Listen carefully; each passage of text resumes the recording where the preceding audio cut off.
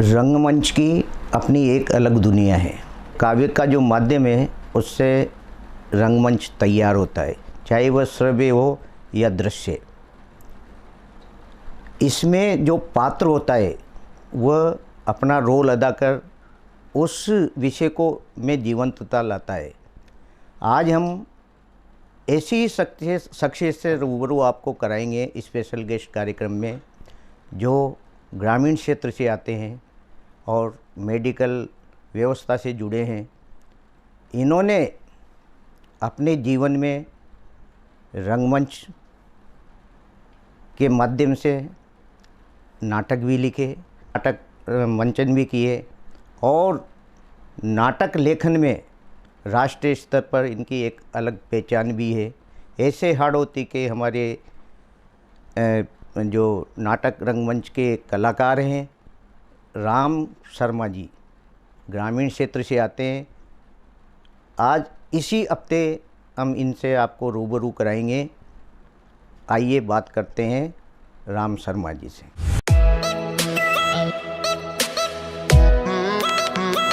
Ram Sharma ji, special guest कार्यक्रम में आपका स्वागत है। बहुत बहुत आभार सर आपका।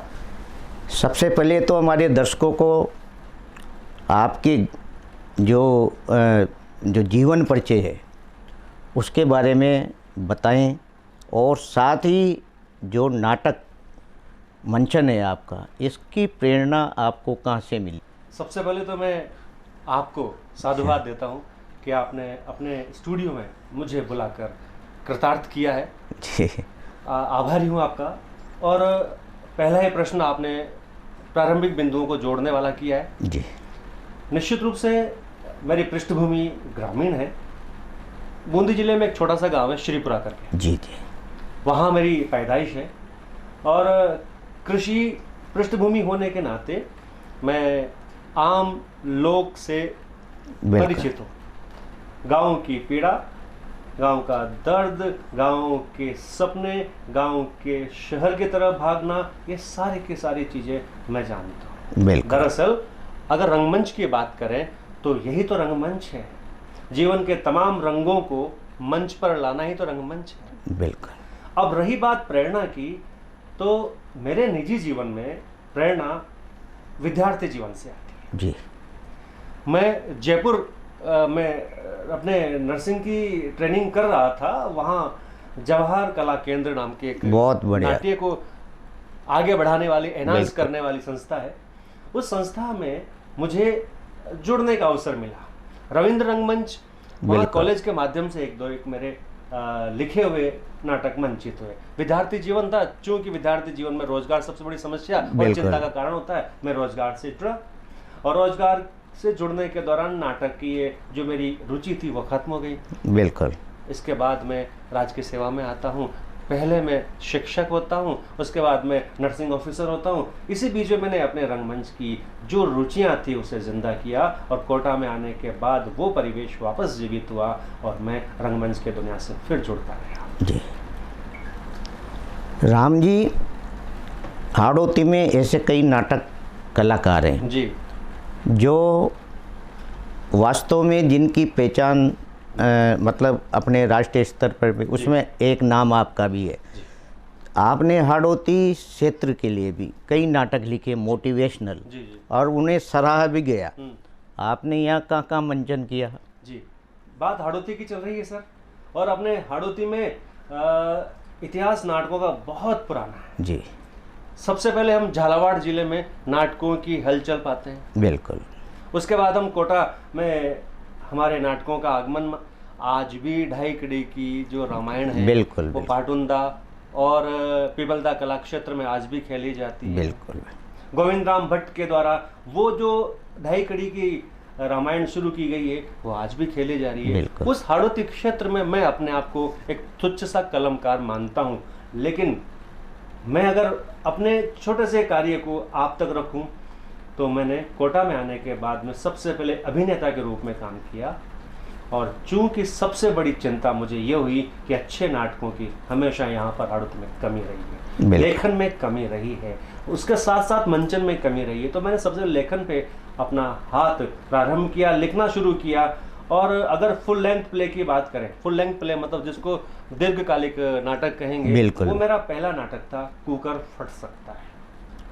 ये कोटा की ही पृष्ठभूमि पर आधारित है।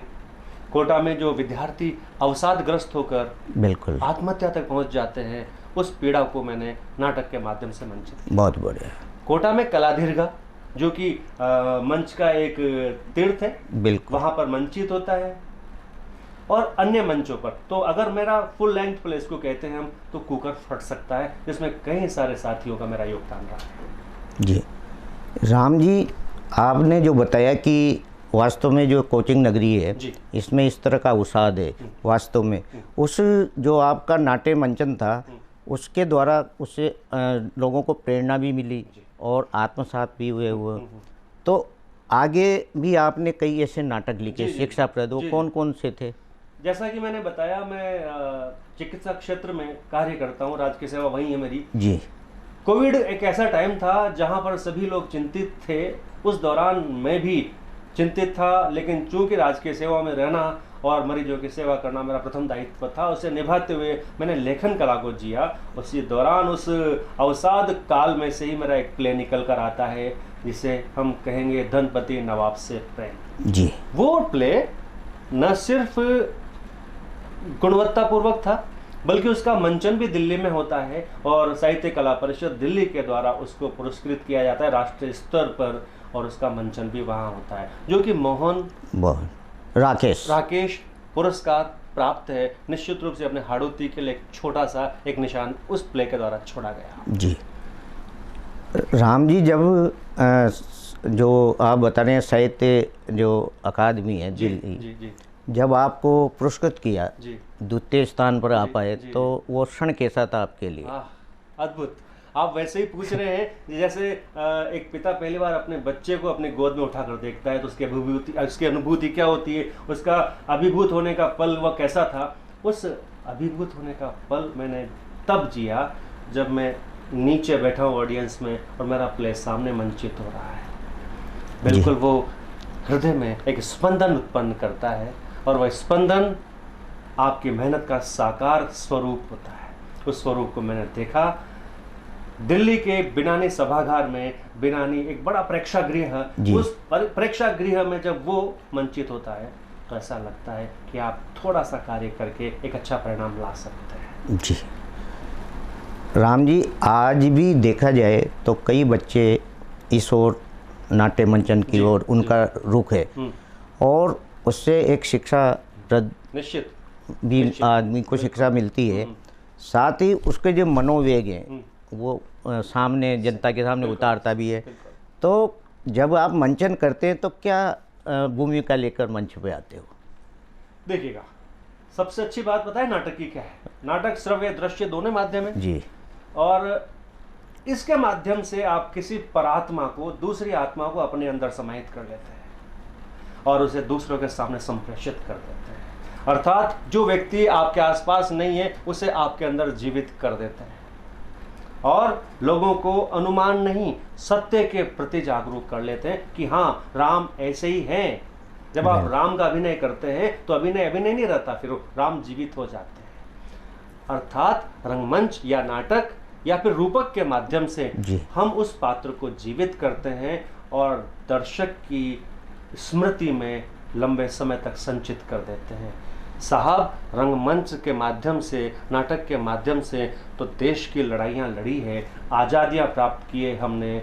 नुक्कड़ नाटकों जैसी एक ऐसी विधा है जो आम जन से, लोक जन से जुड़कर सामाजिक बदलाव का हिमायती बनती है। जी। राम जी, नाटक मंचन चारित्रिक निर्माण भी करता है। निश्चित। और ऐसा कहते हैं कि एक पात्र मन के अंदर सुखानुभूति प्राप्त करता है, तो ऐसा भाव मिलता है? निश्चित। देखिए, साहित्य की बात करते हैं, साहित्य में दो विधाएं होती है, गद्य होता है, पद्य होता है। इन दोनों को मिला दे तो चंपू हो जाता है। नाटक गद्य विधा है और कहा जाता है गद्य कविना नाम निकषम, अर्थात गद्य लिखना जो है कवि की कसौटी है और उसमें नाटक लिखना तो हमारे भरत मुनि के नाट्य शास्त्र में जो दूसरी शताब्दी की यात्रा है वो आज तक इसलिए चली आ रही है क्योंकि नाटकों के माध्यम से चरित्र निर्माण किया जाना आवश्यक है जी। और नाटक में चाहे खल हो या नायक हो, लेकिन हमेशा समाज में नायक के गुण ही ग्राह्य होते हैं। नायक के गुणों के माध्यम से ही समाज में नव जागृति, नव सृजन और नवोन्मेषशालिनी प्रतिभा उत्पन्न होती है। इस प्रतिभा के माध्यम से समाज एक नई दिशा ग्रहण करता है। नाटकों ने अपनी भूमिका सही समय पर निभाई है। आज देखा जाए तो राम जी, इस क्षेत्र में स्वरोजगार का भी एक अच्छा माध्यम है जी। लेकिन सरकारों की तरफ से जो नाटक कलाकार हैं उनको रियायत नहीं दी जाती और जगह यानी एक स्थापित मंच नहीं होता, या होता है तो ज़्यादा मतलब वो वह नहीं कर सकते। तो आप क्या मांग करना चाहेंगे सरकार से एक नाटक कलाकार के रूप में? आपने दुखती रग पर हाथ रख दिया है। हर नाटककार, चाहे लेखक हो या फिर हो अभिनेता जी, वर्तमान संदर्भ में देखें तो अभिनेताओं की भी एक पीड़ा है, लेखकों की भी एक पीड़ा है कि सही जगह उसको मंचित करने की नहीं मिल रही। दूसरी पीड़ा यह है कि ऑडियंस नहीं मिल रही क्योंकि आज के मोबाइल और टीवी ने नाटक को खाना एक आम बात मान लिया है, नाटक का भक्षण कर लिया है आज के इस तकनीकी युग ने। लेकिन हम जैसे और हाड़ौती के अन्य नाटककार आज भी इस जूझ में हैं, इस संघर्ष में हैं कि नाटक का दौर वापस आएगा। रही बात आपके प्रश्न का जवाब देते हुए मुझे खुशी होगी कि राजस्थान में संगीत नाटक अकादमी जोधपुर है, वहाँ से समय समय पर दिया जाता है सहयोग। लेकिन सरकारों के बदलने, राजनीतिक हस्तक्षेप के कारण और अन्य कारणों के नाटकों में जितनी हेल्प मिलनी चाहिए वो नहीं मिल पा रही।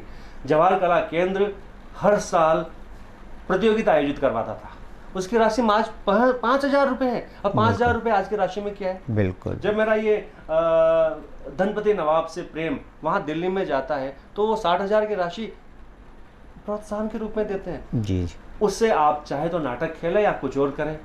आज राशि का कम होना, प्रोत्साहन राशि का नहीं होना, कहीं ना कहीं एक कारण ये भी है कि नाटक बैकफुट पर है जी। और इस बैकफुट पर आने के बावजूद भी नाटक खेले जा रहे हैं, कोटा में भी बिल्कुल और जयपुर में भी। राजस्थान में नाटकों की दिशा बहुत अच्छी चल रही है और एक दिन दौर आएगा वापस जब आप कहेंगे कि टिकट लेकर हम नाटक देखने जाएंगे जी। आज देखा जाए तो राम जी, कोई भी सरकारी योजनाएं होती है, प्रचार प्रसार का जितना जो पत्र पत्रिकाओं में जितना प्रचार प्रसार का नहीं मिलता उतना नुक्कड़ नाटकों का प्रभाव देखने को मिलता है। और आज कलाकार ये काम बखूबी कर रहे हैं। क्या मानते हैं आप इसमें? देखिए, एक बार कोविड टाइम पर चले अपन जी। कोविड टाइम में सारे कलाकारों के हाथ से काम और जो कौशल था वो सब छिन गया था जी। उसका कारण ये था कि साहब काम नहीं तो पैसा नहीं। लेकिन अगर कलाकारों को नियमित रूप से वेतन या फिर आर्थिक सहयोग दिया जाए तो उनके परिवार का भरण पोषण भी हो और उनको आगे बढ़ने का भी रास्ता मिलता है। हाड़ौती में या विशेष तौर पर कोटा में आज भी लोक धर्मिता निभाई जाती है। सांगोद के नाम बिल्कुल, वो भी तो रंगमंच है। बिल्कुल। उस रंगमंच को प्रेरणा और प्रोत्साहन देने की आवश्यकता है। दे भी रही है सरकार, मैं ये नहीं कह रहा, पर डेफिनेटली वो ऊंट के मुंह में जीरे जैसी है। प्रोत्साहन की सख्त आवश्यकता है। रोजगार है, इस नाटक रूपी जमीन में है रोजगार, परंतु उस पीठ पर मजबूत हाथ होना ही चाहिए। राम जी, जवाहर कला केंद्र जैसे जयपुर में एक बहुत बड़ी संस्था है जी हाँ, इस क्षेत्र के लिए, और रविंद्र रंगमंच जैसा एक बहुत बड़ा नाट्यशाला बोल सकते हैं अपन उसको। कोटा या हाड़ौती में इस तरह की सुविधाएं नहीं होने से कलाकारों को कितनी पीड़ा होती है? आपने फिर एक बार दुखती रग पर हाथ रख दिया है साहब। हमारे कोटा में एक स्थान है जिसको हम ऑडिटोरियम कहते हैं जी। उस ऑडिटोरियम में पर्याप्त जगह है, पर्याप्त व्यवस्थाएं हैं, लेकिन रंगमंच के लिए एक दिन भी नहीं दिया जाता जी। जो कि अच्छा, तमाम संघर्ष किया सर हमने जी जी। उस संघर्ष के बावजूद भी हमें वो प्लेटफॉर्म नहीं मिला जो मिलना चाहिए था। बिल्कुल। इन्हीं ऐसे दूसरी बात, कला दीर्घा एक और जगह है यहाँ पर कोटा में जी। कला दीर्घा में भी मिनिमम है लेकिन चूंकि उसके रखरखाव में अभी वहाँ पर हाट स्थल शुरू किया गया था बीच में, बिल्कुल। अगर विद्रोह नहीं होता, बात आगे नहीं बढ़ती, तो शायद उसको भी गिराकर प्लेटफॉर्म खत्म कर दिया जाता। कहीं ना कहीं इन कलाओं को जिंदा रखने के लिए जगह तो चाहिए, इसमें राजनीतिक अनुशासन चाहिए, राजनीतिक हाथ चाहिए, क्योंकि उसके बिना कलाएं कभी जिंदा नहीं रहती। और माफ़ी चाहता हूँ कहते हुए जी। कि कलाओं से राजनीति है, राजनीति से कला नहीं कभी है। भी नहीं है साहब, कभी भी नहीं है। जी। राम जी, आपका नाटक लेखन बराबर चल रहा है, जी आगे क्या आप लिखना चाह रहे हैं समाज के जी लिए? जी सर, बिल्कुल दिनेश जी सर। एक छोटी सी टीस जैसा मैंने अभी आपके समक्ष रखी कि लोक नाटकों को प्रोत्साहन मिलना चाहिए, तो मैं अपने लेखन में कुछ लोक नाटकों को शामिल करते हुए बहुत बढ़िया। उन्हें मंचित करने की कोशिश कर रहा हूँ। जी। पिछले दिनों कुछ लोक कथाएं हैं, उनका मैंने नाट्य रूपांतरण किया। अभी मैं उस प्रोसेस में हूँ कि जो पुरानी लोक कथाएं हैं उनको नाट्य रूपांतरित की जाए, और न सिर्फ रूपांतरित की जाए बल्कि उनको मंचित भी किया जाए, ताकि आने वाली पीढ़ी को उस गौरव का पता चल सके कि हम कैसे जिया करते थे। ऐसे तो नहीं कि हम बंद कमरों में ऐसे रूम में बैठकर सिर्फ किताबें एक तरफ अलमारी में रखकर जिया करते हैं और रिमोट के सहारे ज़िंदगी चलाया करते हैं। ऐसे तो ज़िंदगी हमने नहीं, हमने ज़िंदगी जी है गाँव में, ढाणियों में, पेड़ के नीचे, नदी किनारे, ये सब प्राकृतिक शरण में हमने ज़िंदगी जी है। आने वाली पीढ़ी इससे वंचित रहने वाली है अगर हम वापस लौटे नहीं लोक में। जी।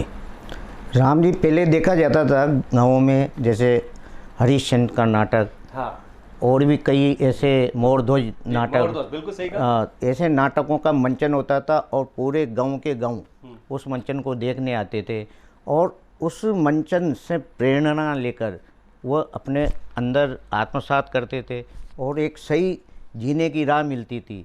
तो क्या वास्तव में ऐसा होता था? आप एक नाटककार हैं। बिल्कुल, थोड़ा सा इतिहास में चलते हैं। जी।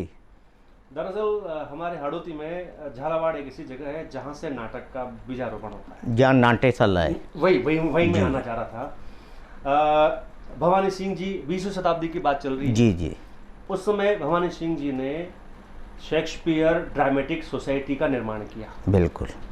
और उस सोसाइटी के तहत मैकबेथ और अन्य शेक्सपियर के जितने नाटक हैं उनको अनुदित किया। बहुत। उस परंपरा में मैं जोड़ना चाहूंगा जी। कि उनके सुपुत्र युवराज, जो सुधाकर नाम से लिखा करते थे, वो यूरोप में पढ़ा करते थे। जी। यूरोप से नाट्य शैलियों को, मैकबेथ का एक पात्र है, उन्हें क्या पात्र जिया था, इतिहास में वो अमर कर दिया। जी। आज भी अगर उस सुधाकर नाम के युवराज को याद किया जाता है तो उस पात्र के नाम पर याद किया जाता है। तो यूरोप में पढ़ने के दौरान वहाँ की शैली वो लेकर आए, और इन्होंने राजेंद्र सिंह, सुधाकर नाम के जो जी युवराज जी। थे, राजेंद्र सिंह जी। जी हाँ, तो उन्होंने भवानी नाट्यशाला का निर्माण किया। भवानी नाट्यशाला में 32 झरोखे हैं, और जिसमें 500 व्यक्ति दर्शकों के तौर पर बैठ सकते। बिल्कुल बिल्कुल सही कह रहे हैं आप। 500, और आज कोटा में कोई ऐसी जगह है जहां पर 500 व्यक्ति बैठकर रंगमंच का आनंद ले सके? तो डेफिनेटली हम हाड़ौती के लोग, झालावाड़ वालों के लिए हमेशा सिर झुका के रहते हैं, ऋणी हैं हम उनके। बिल्कुल। तो वो दौर देखा है, और हमने वो दौर भी देखा है जब रामलीला और रासलीला में गांव उमड़ा करते थे, गाड़ियों से जाया करते थे, पैदल जाया करते थे, और रात भर उस आनंद को लेकर जिया करते थे। आपने कुछ देर पहले कहा चरित्र निर्माण ऐसे ही तो हुआ है साहब। बिल्कुल, बिल्कुल। आज आप देखिएगा कोटा की रामलीला या फिर आर के पुरम की रामलीला, इन सारी रामलीलाओं से कितने बच्चे जुड़ पा रहे हैं। उस दर्शक दीर्घा को मैं देखता हूं तो मैं दुखी होता हूं। कितने लोग बैठते हैं वहां रामलीला के सामने। क्या हम टीवी और मोबाइल को दोषी ठहरा रहे हैं? नहीं, आप और हम अभिभावकों को दोषी ठहरा रहा हूं मैं, जो बच्चों को लेकर वहां ले जाना नहीं चाहते। कैसे संस्कारों का निर्माण होगा, और नाटकों ने संस्कारों का निर्माण किया है। बिल्कुल बिल्कुल। राम जी, जाते जाते जो इस कला को लेकर सरकार से क्या मांग आप करना चाहेंगे इस कला को और आगे बढ़ाने के लिए? दिनेश जी सर, अपेक्षाएं बहुत है प्रशासन से जी, और मैं तो ये चाहता हूं कि जिला स्तर पर हर जिला एक अकादमी रखे जी। हर जिला अपने गांव ढाणियों में जाए, वहां के कलाकारों को तरह से स्पर्श करे, स्पर्श करके उनको अवसर प्रदान करे, और यह सब मनी से होता है। इसके लिए बजट बढ़ाने की जरूरत है। अगर बजट नहीं बढ़ेगा तो ये एक दिन धूल दूसरी हो जाएगी और एक दिन हम नाटकों को सिर्फ फोटो में देखेंगे। ये बहुत ही दुखद होगा। किसी भी समाज के लिए कला का मरना मतलब समाज का मरना होता है। ये थे हमारे साथ नाट्य कलाकार नर्सिंग ऑफिसर राम शर्मा जी। इनके मन अंदर जो आज के नाट्य रंगमंच के लिए जो समस्याएं पैदा होती है, इनकी पीड़ा को इन्होंने आपके सामने रखा। और नाटक ऐसी शैली है जिससे बहुत कुछ सीखा जा सकता है। चारित्रिक निर्माण एक प्रमुख पहलू है और गांव-गांव, ढाणी-ढाणी में पहले जिस तरह के नाट्य मंचन हुआ करते थे, आज वह देखने को नहीं मिलते। सरकार यदि चाहे तो इस कला को आगे ला सकती है। आज ये हमारे स्टूडियो में पधारे। अगले हफ्ते हम एक नई शख्सियत के रूप में आपको रूबरू कराएंगे। नमस्कार। नमस्कार सर।